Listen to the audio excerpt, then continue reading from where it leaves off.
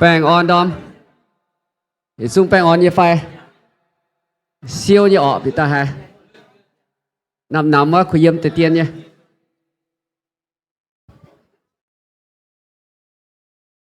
Đúng rồi.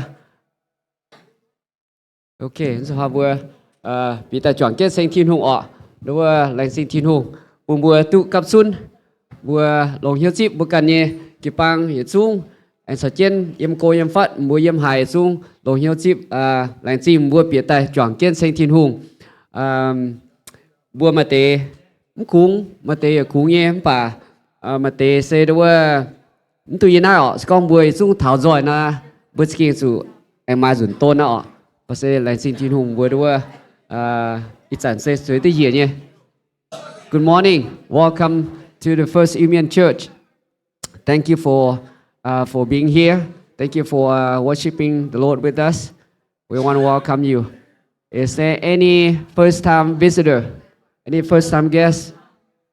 Bữa mai miền mơ tỏi ta thấy bữa chỗ là bà tía dùn phai khe miền em cô mai như phai mai nha. Ok đúng chiều em hoàng tỏi ọ na đúng lai mình tỏ tổng đón mình và ô tao tỏ nhẹ đúng phải chuối thì ton sao nên ton sao buang ọ. Ok quả phun buang quả phun. Ok quả phun. Can you stand up also? We want to welcome you. We xung vài bữa chip bữa ọ.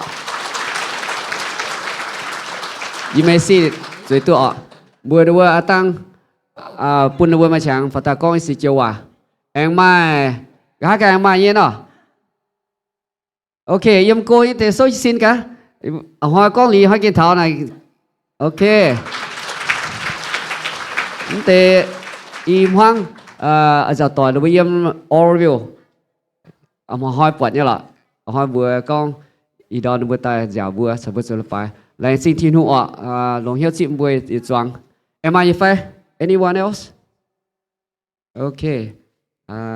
Anh nào đã vừa gặp hiếu ta cao li vừa cho bùi nhẹ phone bùi phải mi ạ. Vừa xuân hiếu xin thiên hữu. Bùi sông ta cao. Chiều thiên hữu ý bùi đom anh lại xin tổ chức thiên hữu.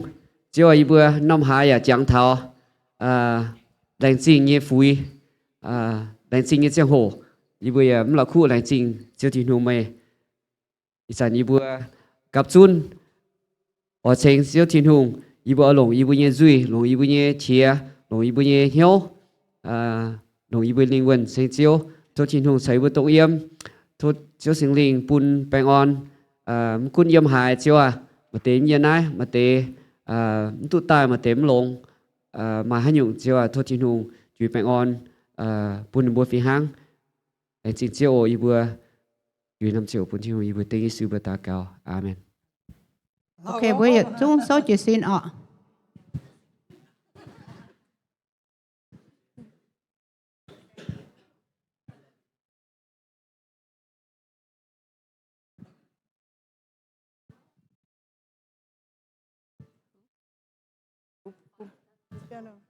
Piano nhà mai em cho con nó.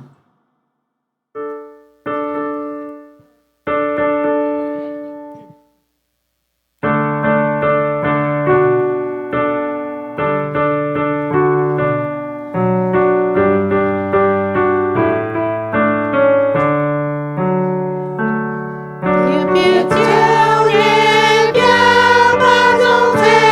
cho kênh Ghiền Mì Gõ để không bỏ lỡ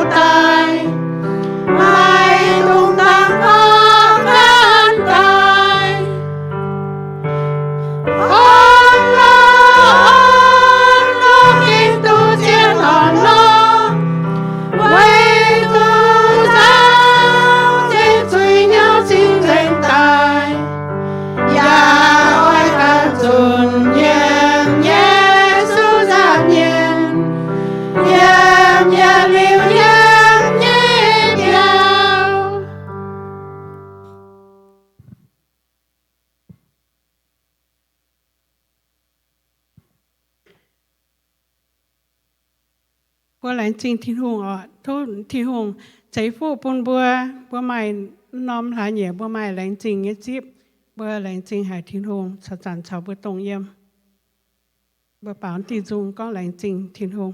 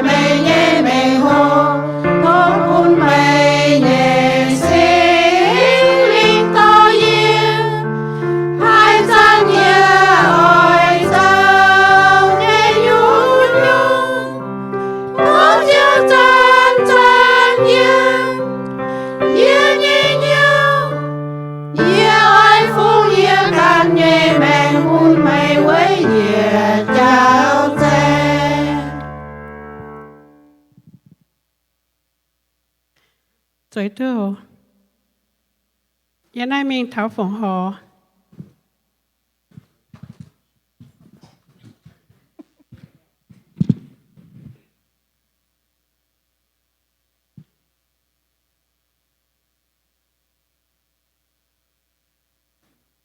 Hello. Cái trận thảo bữa phụng hỏi chàng họ bữa lại chính thiên hùng. Tung đông gong. Bữa lung chàng tía thiên hùng. Chiếu skin hám hay bữa lại chính chiếu. Chiếu bữa mà mảnh chàng mà chia tháo nó nóm chàng hồ. Bữa lại chính hả chiếu. Chiếu ở bữa mà tòng yếm mà béo yếm chiến thủ choáng mà lỗ chú mà hàng nhàn thì nóm chàng hồ. Bữa lại chính thiên hùng. Cái lại chính dành chiếu ở chiếu nhện.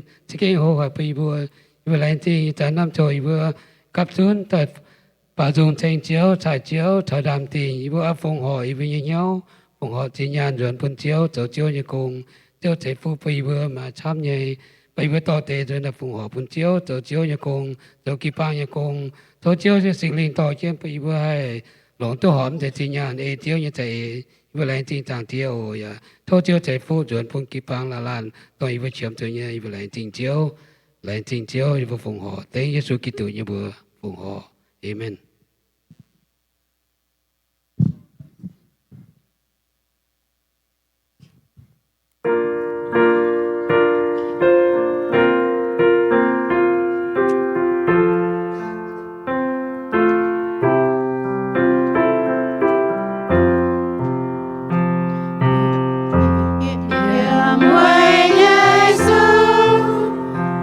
Cho mẹ phụ buồn thiên hương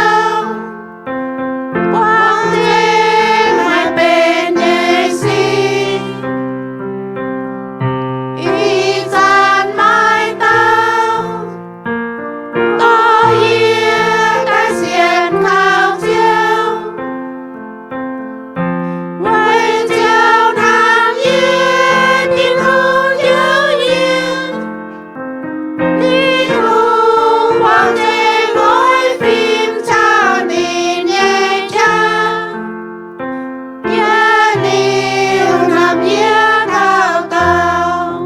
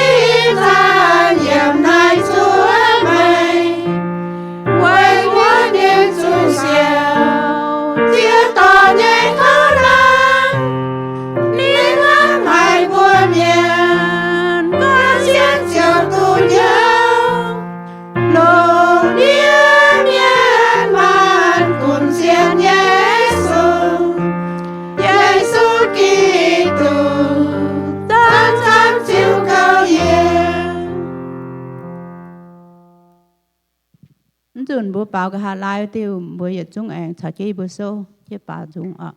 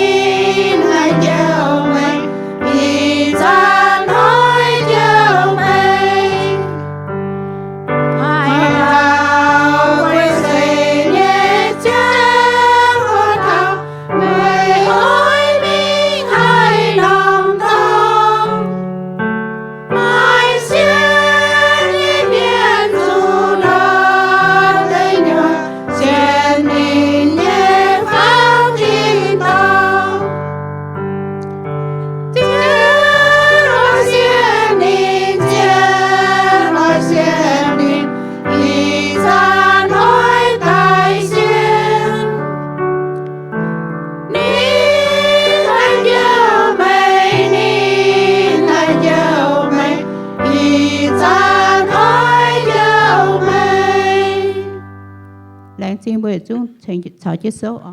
Good morning, bạn Adam. Anh thấy chip bữa miền mùa, hiện chúng yên cô yên phát nhẹ bịa chiếu nhẹ béo, để thành chiếu thiên hùng ạ. Bữa spare just đi tiền năm mai cả, blood echo hả? Hello. Okay. Just welcome everyone here this morning. We are glad you can make it this morning. Want to thank you. And hey, you bua jamate siang mian jang welcome limba. You bua nice nong kipang se khoi chen pun bua mian mua toy hetao. Bua ke mai le pa tong ming wa te bua kun tai tu o na pen bua piao ya pen bua tong. For those you don't have any home place to go, this is your place. You can come. We'll welcome you all. Okay.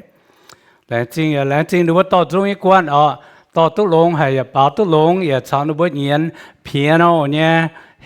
Ellen, thank you for you to today the lead worship is good. We want to give hand to God. Là chính thiên ông. Đó chỉ bây giờ chiếu kinh lông hay.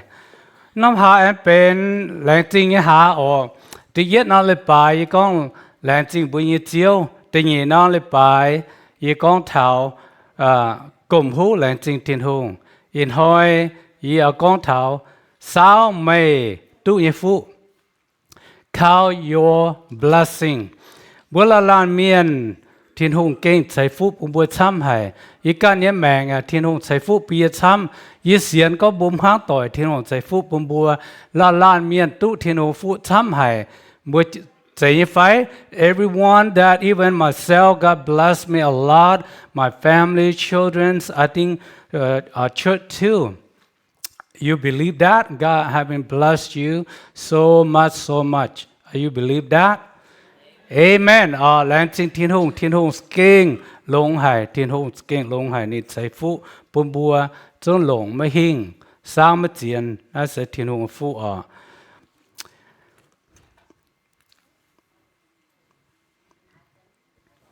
bữa làm rồi cam hiếu ta cao chiếu tao chỉ chiếu như en chiếu kinh lông hải bữa như bữa yếm chiếu như béo chiếu như chấm hiền như tao chỉ như chẳng tì chiếu thiên hùng thô chiếu như hòa khôi như bữa là lan miền en hiếu thô chiếu như sinh linh tao chiến như bữa happy hiếu chiếu như hòa thô chiếu như sinh linh tao chiến than chiếu như hòa in hồi con thảo chiếu như phú chẳng tì ta cao tên Giêsu như bữa amen.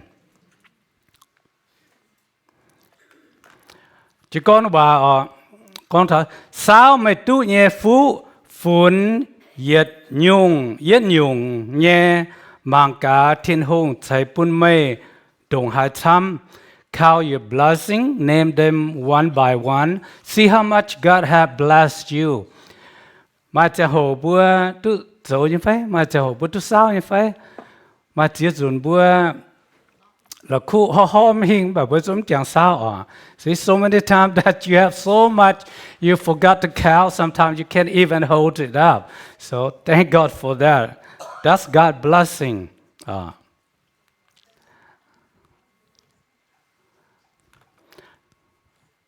giảng phải thế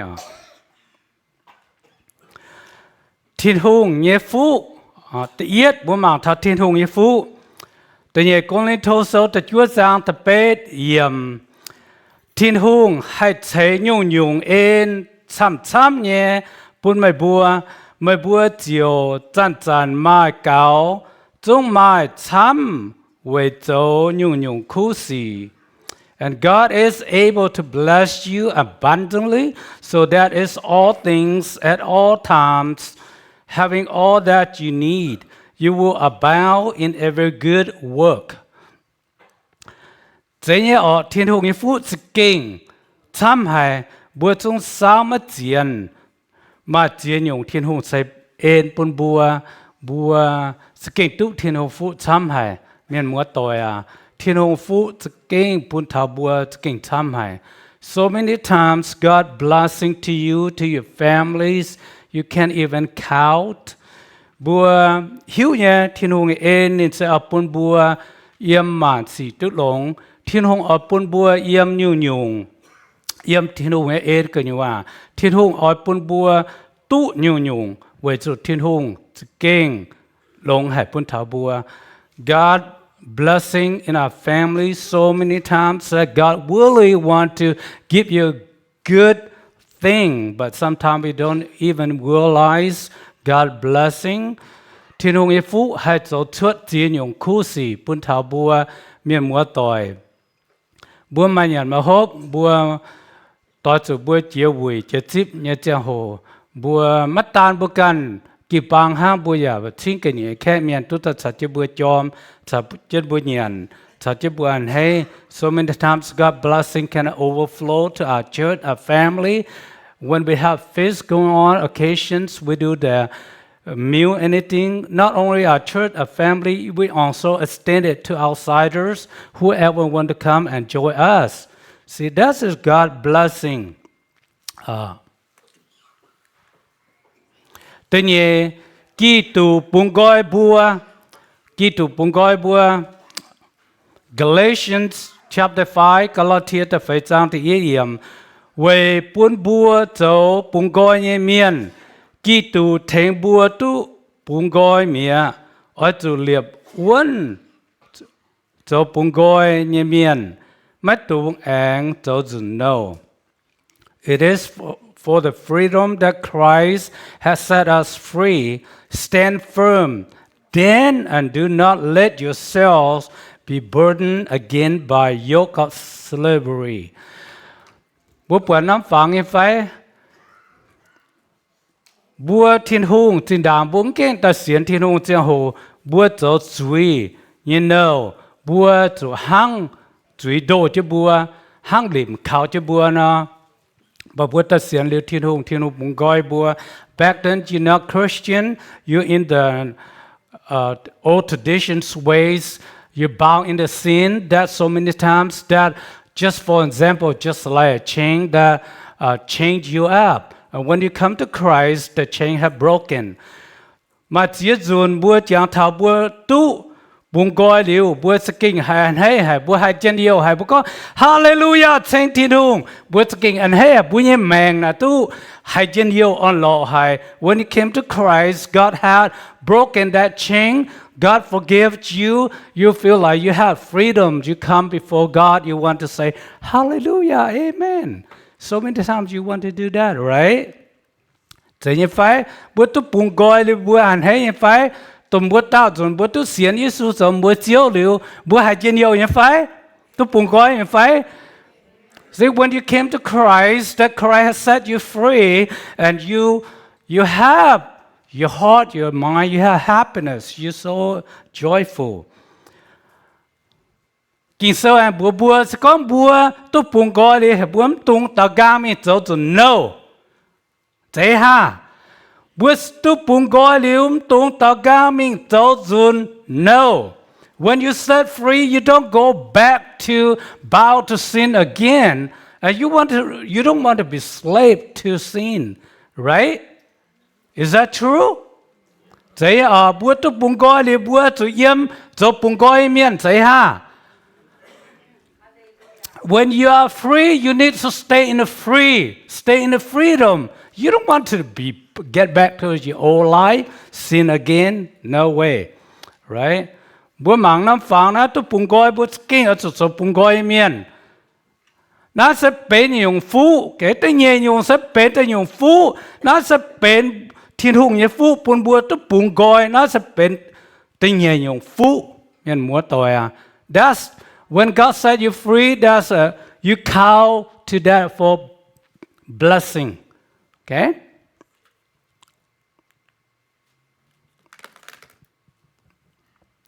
Thiên hùng bút trôi hay vang lông ổ bùi nhiệt chiếu thiên hùng bút trôi hay Philippi số tập phải sang tại chúa yểm này con nhiệt thiên hùng mà trôi nhung nhung mà bùa chiếm chủ nhẹ nhiệt trung chiếu nín mà nhẹ nín chiếu lông Kittu Giêsu chạy bún mà bùa.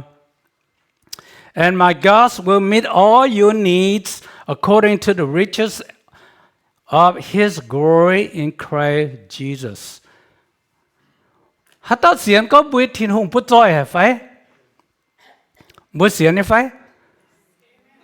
Are you believe that Christ, God is so rich? God has so many things. Bùi thiên hùng sẽ kênh bút trôi hài nhung nhung nên mai trôi dành. Nên bắt thai nhung nhung. Our God, He had everything that we need. God completely. Bữa chẳng tôi kinh số yếm Malachi và Malachi kinh số bữa chẳng tôi phải. Do you remember in the Malachi that talk about God so riches? Kinh số con bữa con bữa thô na quài thiên hùng coi con luôn keng ni tổ ni phu chỉ tập bữa chúng mai tòng ăn. See, when you pray, you ask God, God will open the heaven and pour down His blessing to you. Bây giờ thiên hùng đã kê bút trôi thiên hùng. Nhung nhung ni mai dành á. bố có nắp bám kén bố bố trôi mà bố sẽ ăn cha nhé. Okay? God has completely has everything we need in the world. You think you're so rich, but sometimes you lack one thing. Sometimes your cow's still missing. Okay? Bây giờ thiên hùng là mai dây nhung nhung bố chiếm chủ nhé yếm chiếu Giêsu Kitô nên hai chạy bún bùa muốn tôn giáo mà yếm nó non tiếp cái nhiều à bố chiếm chủ bố thô thiên hùng ở chạy bún thiên hùng mai dây nhung nhung mất chủ giáo hệ với chủ mai yết tế mình hỏi nói gì con gì kinh hay chiếm chủ nhung yết chủ lồng nhé ý con thở nha nhé phone là lỗ hả kinh chắc là chuẩn giải miệng á mà ta hát trả bài nó là khích để hả nhung. See, one day I thought about myself. My phone's not working well. Everything's slowed down. I said I need one phone. Maybe it's ý con liền yết ta cào liền lao hay nhớ toàn conแต่ว่าหลงฝนมันต้องจังฝนโลนะ See that happened. See ยี่ก้องบัวบัวหลงยี่ก้องยี่ตะเกาเลยฮันน่ะ darling อ่ะนะ See so many times you pray God answer can get it to you. It's done. It happened.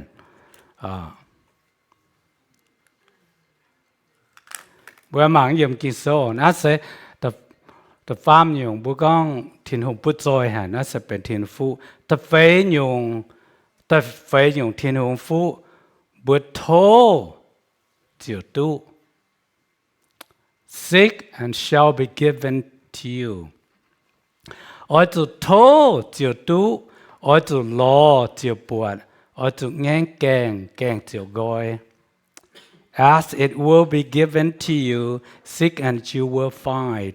Knock, the door will be open to you.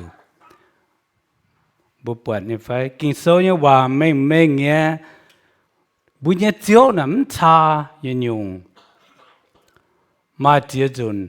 Thiên hùng cho áp bún bùa hài à. Bà bố cảnh thô nha. Do you believe that?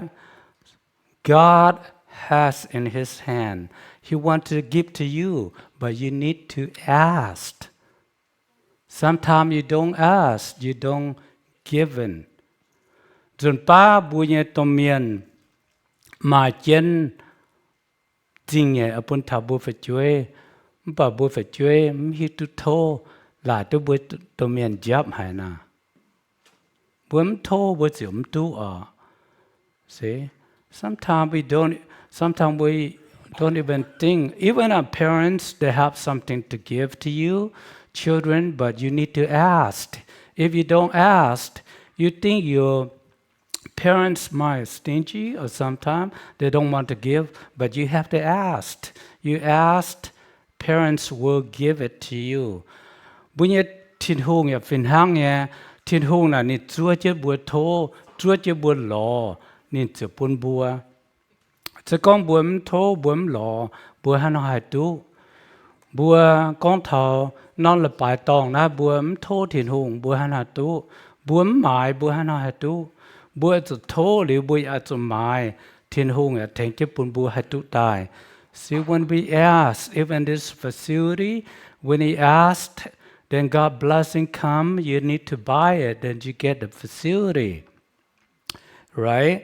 Mà chia dùn thiên hùng y phú là nị chung áp bún thảo bùa thiên hùng chung số chứ bùa kèng đàng à nị chung áp bún bùa hẻm và bùa quân chứ kèng nín hai bịa tài cho bùa nhị chiếu à dùn ba thiên hùng chúa chứ con ô yê cho mày chiếu à thô mày coi mày nhìn hiếu yê bịa ta cho mày chiếu cho mày thiên hùng à bà dùn ba bùa số kèng quân chiến thiên hùng nắng hai bịa ta cho bùa nhị chiếu vậy.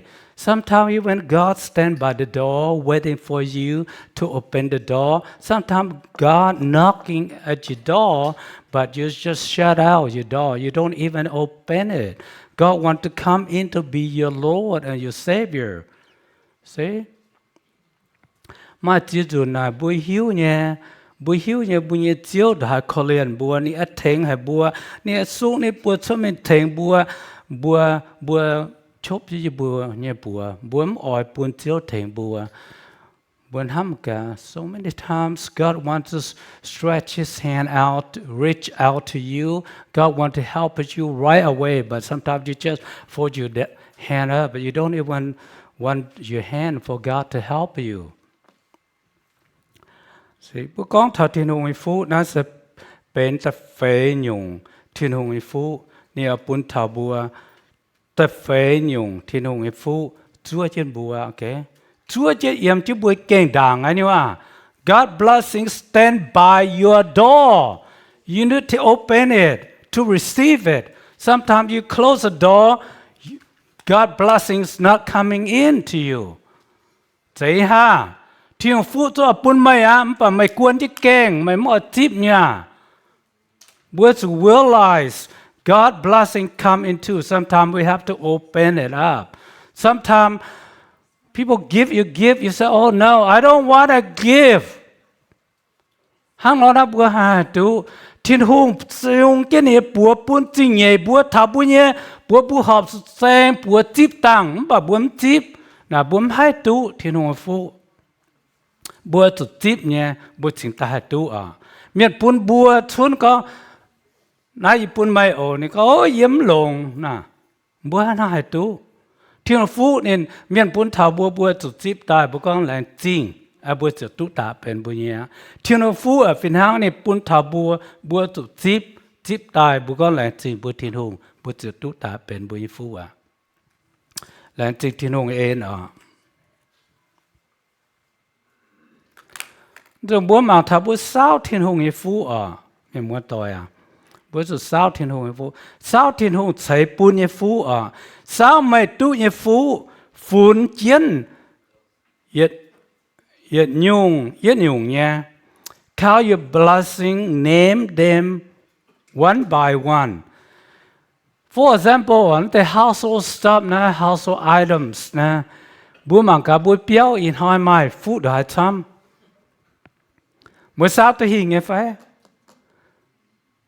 mang cả nắm chế nhé ồ muốn tu là tòng tu mình cho hết ồ yếm man thì cái này cái nào chơi chuyện như phẳng ha buồn mảng ở lồng buồn mình mày lan mà so I just will let you know that's not my household items that's just the image I put online I grab it put in here so many things that blessing you can count at your home. You can count in your kitchen area. You can count in your garage. You can count in your bedrooms. Mà chỉ cần bữa sáng mà cả thiên hùng trái phúc bữa mai đã chăm bữa tối nhà này hàng cái tòng yếm bữa tiền chia tòng yếm bữa bưởi tòng bữa mai chiến dùng tòng bữa chú bữa lồng chú bữa quảng cáo số chỉ bữa gì mà là pháp tam gì mà bữa chẳng bữa mai như vậy. See, sometimes you have a lot of stuff you don't even need. You've forgotten. And even rusted. Dust cover everywhere.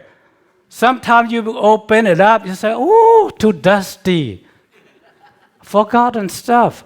Jun pa bua king la khu o kana samta khu cha ha ka ha te ta kana dap rồi rồi mình thảo cho à. Thế phải? See? Vì chủ hang nó thiên hùng phụ chăm hay hát tao miền mà bữa tế lui phải bữa tế hồ mày phải bữa làng hề mày phải hát tao em mà cả chăm chỉ bữa tế là chăm chỉ đàng mày ok mấy mà cả closet ăn gì à see so many stuff mà ta miền có biaนี่ก็โอ้เนี่ยคลาสบางมาโลนะบางมียี่ก็นักการหิ้วบางนี่ก็กระนาช้ำหายนะ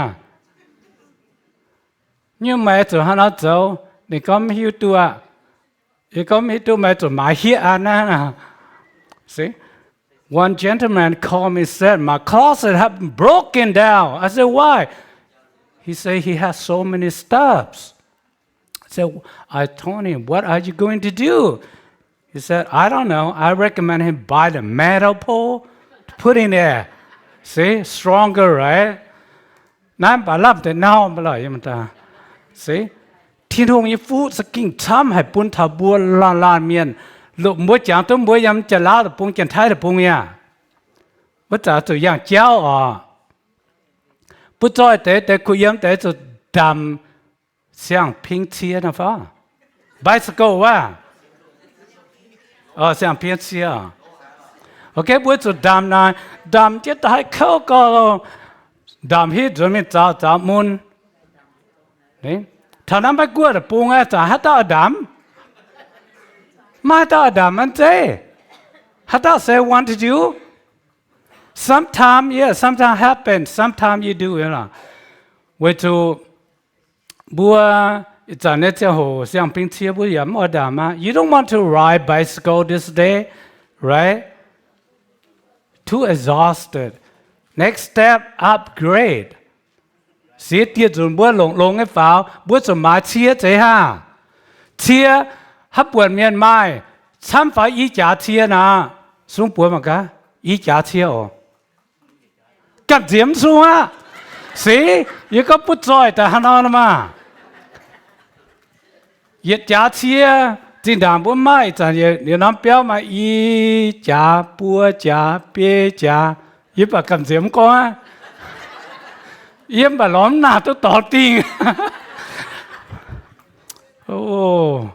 Thiên hồ phú kinh chăm hay bún thảo bùa, ok? Hắn đó bùm tôi là cụ thiên hồ chính ên. Sẽ có bùa là làm miền sao, im hoang sao ta nó bùa mà tổng án ạ. Châu ya, dùm tao ya chăm, xoáng ya chăm. Kinh xem choáng ta nó ta cho khoa lắp rồi yếu taอยู่ดามกวางน่าจะกิ้งช้ำหาทีนหงอีฟูบุญถาบัว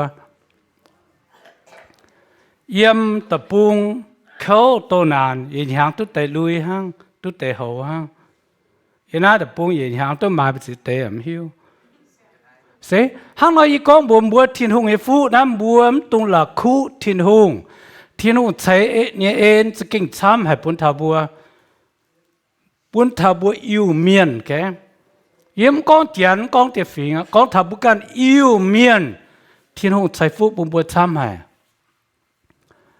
bùa họp cho kinh lành chính thiên hùng, tông nó nằm chip cái nhiều na, bùa họp cho lành chính thiên hùng, xem thiên hùng thay thiên hùng bùa mai nhàn bùa mai hộp, thắm kết lùng đĩa, giang bùa cho tài bị chỉ tạm hiu à, một xíu này phải. Thanksgiving seasons, how many elephants going to die? See, when call elephant là bữa miệng bảo bữa con trắng nè, chén là bữa con trắng chè trắng nè bữa con bird elephant, right? See, chút tài bị chia, nó chè trắng em hiểu, kinh Korean cao ở thằng kết luôn đi. Bữa làm trình bữa chiếu làm trình bữa thiên hùng bữa tôi nhận được con xe tôi nhận béo kèm chúng kinh xe thiên hùng phú na chăm hay bún thảo bữa chúng ngò nha sẽ kèm chúng ngò chúng gạt nhiều mai có nhận cả hộp thiên hùng chạy như phú yên ai mới quật tập bùng kèm khu yếm kèm khu lồng mai chiến nhung bơm chim bọt bố oi bố hàn nha bố lồng bố chật tua. See, you see in America so many blessings every time you see things, your eyes see things you need, you get it. Because the riches in America, so many things blessing to every one of us. We have everything we need. We thank God for that, right? You want to thank God for that? Mà ta thank God. Say hallelujah, trên thiên hùng phải. Hallelujah, trên thiên hùng. Mà ta mỗi lần trên thiên hùng phải.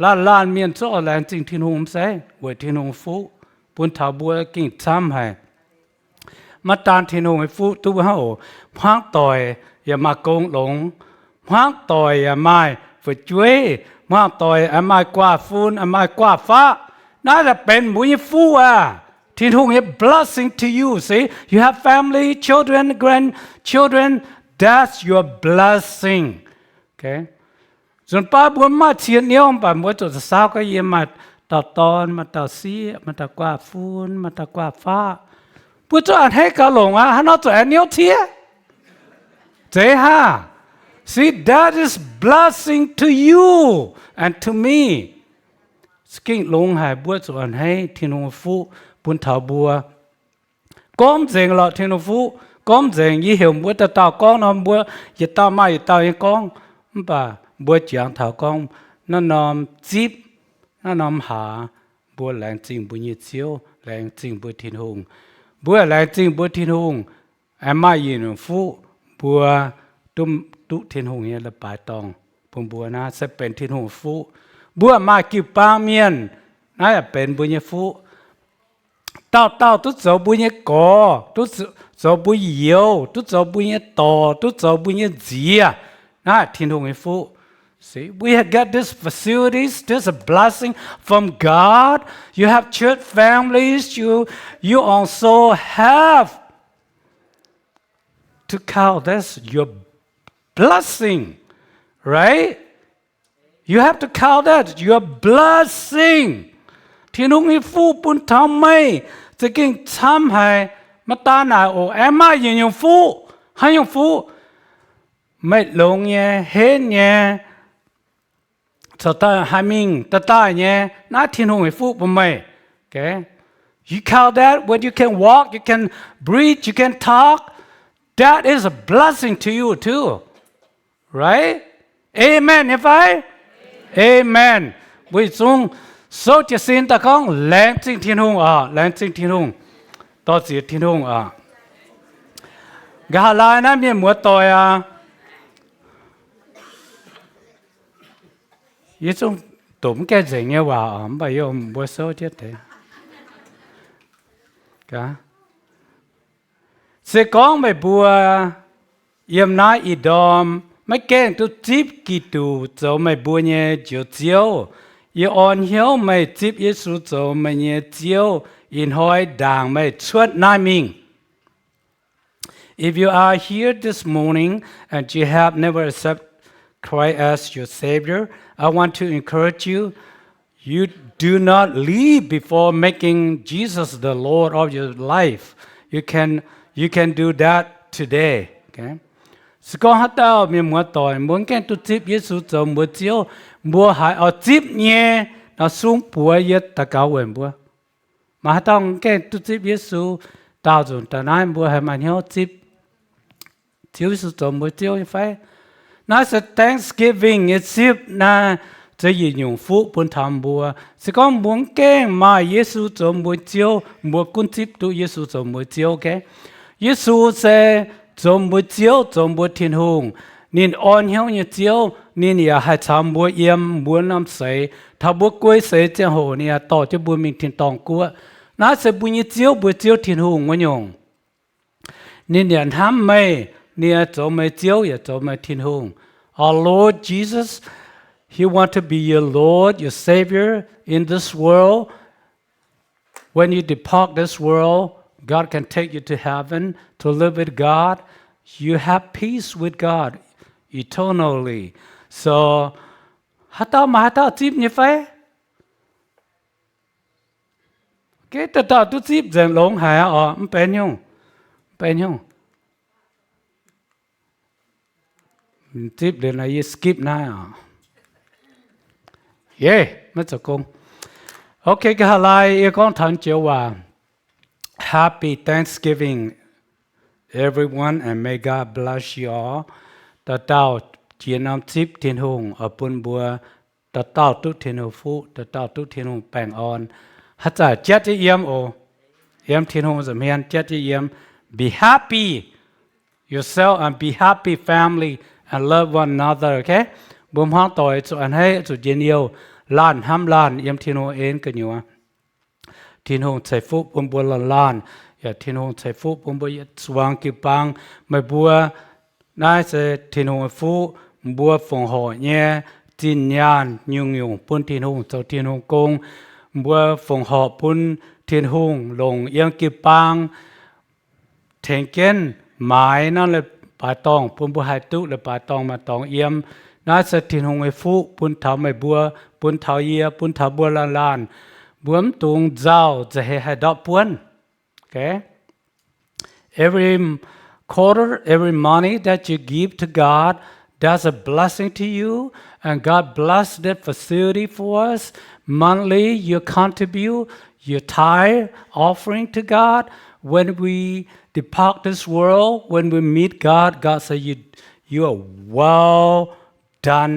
servant อย่างเช่นเจ้าว่าบัวชนนอนลงดีบัวมีเท่าที่นูกัวที่นูกองไม่จะเก่งจะตุดหลงให้เนี่ยโปไฟนี้ตอนนี้เสียเอ็มที่นูเปียวแกอย่างแค่นายโออย่างแค่ Thanksgiving นะจะตรงนายอ่ะปมบัวเป็นห้องต่อยอ่ะเจ้าอะไรจริงที่นูต่อสิเจ้านี่เองอีดอมยีบัวตู้เอ็มเจ้านี่เปียวเจ้านี่สิงตินตู้โหดเท่าเจ้านี่ว่าสาวตรงตู้เจ้าเนี่ยฟูจะกิ่งทำให้เจ้าว่าอยู่บนสาวมาเจียนสาวมาเจงเจ้าจะกิ่งทำอยู่บนเจ้าใส่ฟูปุ่นอยู่บนกิ่งปังไม้เนื้อหยุ่งไม้เกาเนียนเกาหบไม้กงโจไม้เปียวเอี่ยมไม้จีนยานตะฟงห่อปุ่นเจ้าเจ้าเนี่ยกงเจ้าว่าอยู่บนแรงจีนเจ้าเตียนหงน่าจะเจ้าเนี่ยฟูโลอยู่บนแรงจริงจังเดียทศเจ้าใส่ฟุปุ่นอยู่บนกิ่งปังล้านเมียนไม้นั้นหยุ่งเอ็นไม้นั้นหยุ่งทำไม้นั้นหยุ่งฟูให้เจียเท่ากันเตาให้ตัวใต้ฟงหอบปุ่นเจียวให้เขาเลี้ยนเท่ากันล้านให้เจียเท่ากันล้านเจียวว่าอยู่แรงจริงเจียวทิ้งหงอยู่ฟูเจียวเนี่ยเอ็นใส่ปุ่นอยู่บนกิ่งปังจุ้งละล้านเมียนยันน้ำจิบกันอยู่ว่าปุ่นอยู่บนวางเสียงปุ่นอยู่บนเห็นปุ่นอยู่บนมากงโจปุ่นอยู่บนตู้เงียนตู้หบยังเจียวจำเฮียนอยู่บนแรงจริงจังเดียวอยู่บนตาเก่าเต็งยิสุญญบัวเอเมน